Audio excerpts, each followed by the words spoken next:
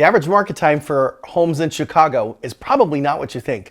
I'm Scott Curcio, and in our first quarter recap, I am leading with that. I'm going to give you 3 seconds to write down what you think. Go.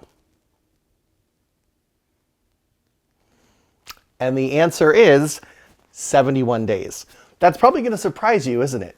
But I got to tell you, that's pretty normal for Chicago. We average between 50, 60, 70, 80 days in any given year, any given period of time across the board from our residential properties. And there's a reason I'm leading this update from the first quarter of 2026 with that, is because we have gotten spoiled and there is too much thought out there that if a house doesn't sell in the first week and it doesn't have multiple offers, there's a problem. Newsflash, there isn't. So with that, let's dive into the rest of the numbers. I just thought that was a fun place to start. In the first quarter of 2026, we had 4,783 residential sales. This is, of course, for condos and townhomes, single families, and 2 to 4 unit multifamily properties. That was down 3.5% from last first quarter. We're still dealing with inventory issues. As of March, our inventory for homes for sale was down 8.5% from last March. So we still need more of you sellers to get your pants on, tie your belt, put your shoes on, and come out to market and come to play. We need more homes, guys. So that's your most important call to action if you take nothing else away from this video. Let's also now dive into categories. Generally, I'll pick a winner, right? I'll see one of, whether it's the condos or the single families, that's kind of more of a clear-cut, better performance. We didn't have that this first quarter. Condos, on one hand, were the winner in terms of the highest average sales price, and they were the only category to be above $500,000. If you remember, in our 2025 recap, all 3 categories had an average sales price above $500,000. That was the first time that had ever happened. That average sales price was almost 2% higher than last first quarter, although units were down just over 10%. Now, our single family homes fell in the average sales price by 1.6%, and our units were down 6.7%. Before I go on to 2 to 4 units, anytime I've been doing these updates the last year or two when we've been in a low inventory market, I'm always a little bit nervous to keep feeding you guys well, I'm always going to give you the right information, right? But how we hear it in terms of, oh, units down. Keep in mind, if there's less units for sale, there's going to be less sales.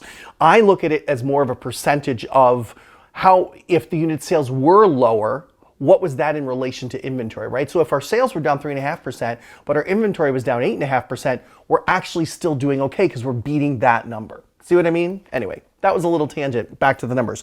Now, 2 to 4 units, average sales price did raise from the first quarter last year, even though we weren't over that 500,000 threshold that we were for the whole of 2026. We were up almost 4% on the average sales price, and our units were up by over 6%. So again, not really a clear-cut winner across the board, but I'd say the 2 to 4 units did pretty well, as did the condominiums. And of course, our month supply of inventory, which, as you know, if you've been following me for any length of time, I talk about a lot because it's a good indicator of where the market is. Is it favoring buyers or sellers?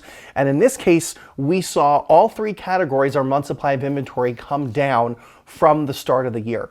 Translation, we are still in a solidly seller's market across the board. Now, that statement is going to vary for certain micro markets, right? Certain communities, certain price ranges, certain price types, that might not be the case. So if you're watching this going, what's going on for where I live, Scott? You send me a note and we'll get you the real data for that, because the micro markets are so important, and there are a lot of them. So before we're finished, of course, we're going to talk about the high-end market. Our most expensive sale, public sale in the first quarter, was a single-family home right on the shores of Lake Michigan for $8.3 million. This was up in Lake Forest, and it was 347 Bluffs Edge Drive. Ooh, doesn't that sound lovely? Want to guess what the property taxes were on that? $136,000 a year. Pick yourself up on the floor. We're going to keep moving on. Our highest sales, luxury sales in the city of Chicago, we had a tie for the most expensive single family homes. One was at 1515 West Wolfram, and the other was at 1964 North Burling. Those were both at $6.5 million. And our most expensive condo was over at the Palm Olive, Unit 31A, that's 159 East Walton, for a cool $5.5 million. So luxury market's still doing pretty strong here to start off 2026. That is your probably longer than it needed to be recap, but hopefully you guys got some good nuggets and pearls of wisdom out of that. Keep following me for more. Send me your real estate questions. I'm definitely searching for some new content right now. So if there's some topics you want to hear me talk about, some questions you have, feel free to hit that little comment button or send me an email or a direct message or a text message, or I don't know, send a carrier pigeon, I don't care. And tell me what you want to hear, because we're planning our content for the rest of the quarter and into the summer. And I want to make sure it works for you guys. So thanks for following along. As always, thanks for watching, and I will see you next time.